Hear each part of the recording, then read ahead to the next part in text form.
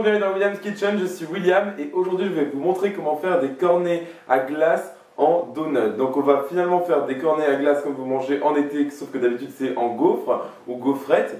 Et aujourd'hui je vais vous montrer comment le faire version donut.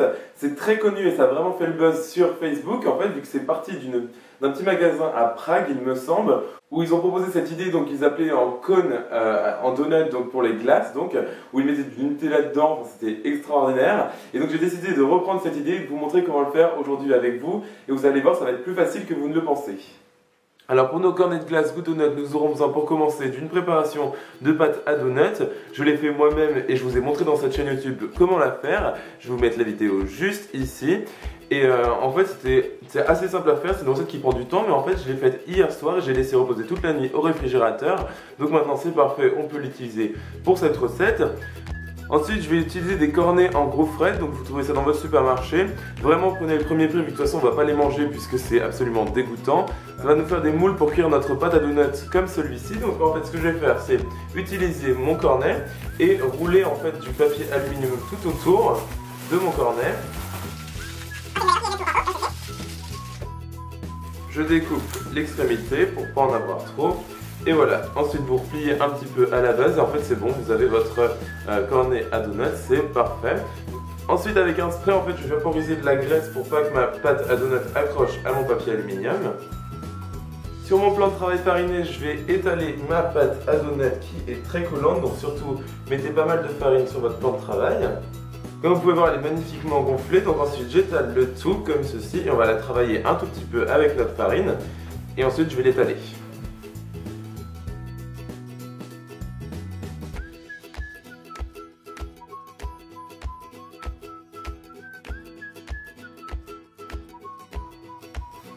Voilà, donc j'ai bien étalé ma pâte sur une forme assez rectangulaire comme vous pouvez voir, mais peu importe, c'est pas grave si c'est mal fait, de toute façon personne ne va venir mesurer avec une règle. Donc ensuite avec un découpoir à pizza, donc je vais venir faire des bandes comme ceci, donc de pâte. La taille importe peu, finalement on veut juste faire des sortes de bandes assez fines quand même de pâte à donut. Et donc avec chacune de mes bandes, ce que je vais faire c'est enrouler donc ma préparation comme ceci sur mon cône. Donc vous allez partir du haut jusqu'en bas en faisant bien attention justement à l'enrouler comme il faut autour de votre cône pour que vous n'ayez pas de trou dans votre cône. Donc comme ceci en l'enroulant autour de votre papier aluminium. Vous pouvez coller deux bandes bien sûr et continuer pour aller jusqu'en bas de votre cône. C'est ce que je vais faire en tout cas. Donc je continue à faire ça avec tous mes cônes. Surtout, je pense bien à coller tous les morceaux jusqu'en haut. Il ne faut vraiment pas qu'il y ait de trous dans votre cône comme ceci. Et ensuite, je vais vous dire quelques autres étapes à faire avant de les cuire. Voilà, donc tous mes cônes sont prêts comme vous pouvez voir. J'en ai fait 9 puisque c'est le nombre de cônes qu'il y avait dans le paquet que j'ai acheté. Il reste des morceaux de pâte à beignets juste ici. Mais c'est pas grave, je vais les cuire comme mes cornets, donc au four pareil. Mais pour l'instant, en tout cas, ce que je vais faire, c'est laisser le tout reposer à température ambiante pendant environ 45 minutes à 1 heure, ou jusqu'à ce que ma pâte gonfle un petit peu. Et ensuite, on pourra cuire le tout. Alors, ça fait 1 heure et mes cornets ont bien gonflé comme vous pouvez voir, c'est génial. Donc maintenant, je vais mettre quelques cuillères à soupe d'eau sur ma plaque de four. Ce que ça va faire, c'est apporter de l'humidité à la cuisson de vos donuts et c'est parfait pour avoir des donuts bien moelleux quand même si on les cuit donc au four. Donc je vais mettre quelques gouttes d'eau, essayer justement à ce que l'eau ne touche pas les donuts et ensuite je vais les faire cuire dans mon four préchauffé à 190 degrés Celsius pendant une vingtaine de minutes.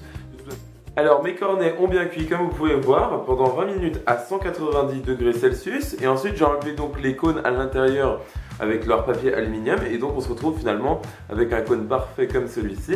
Ensuite ici j'ai du chocolat au lait, donc 200 grammes que j'ai fait fondre au micro-ondes pendant quelques minutes à faible puissance pour pas qu'il crame et j'ai un pinceau.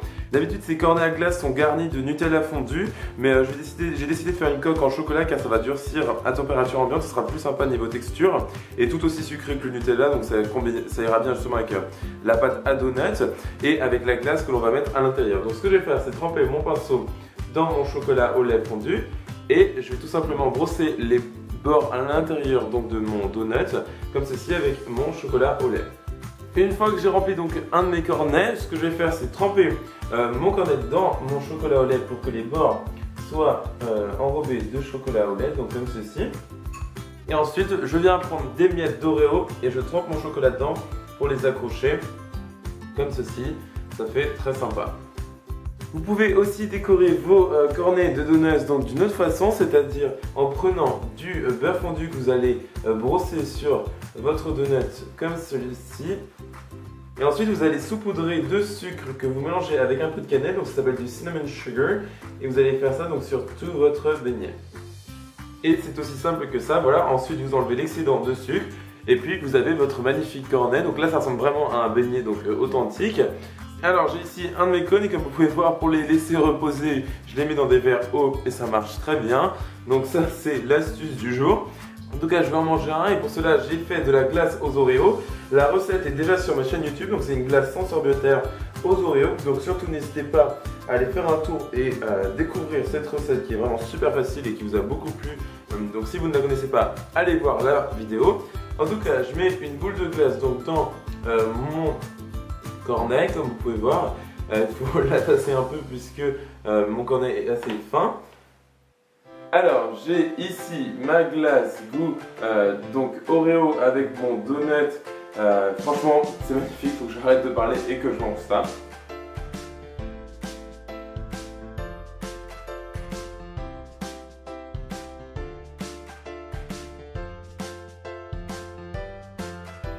Franchement on peut pas faire mieux.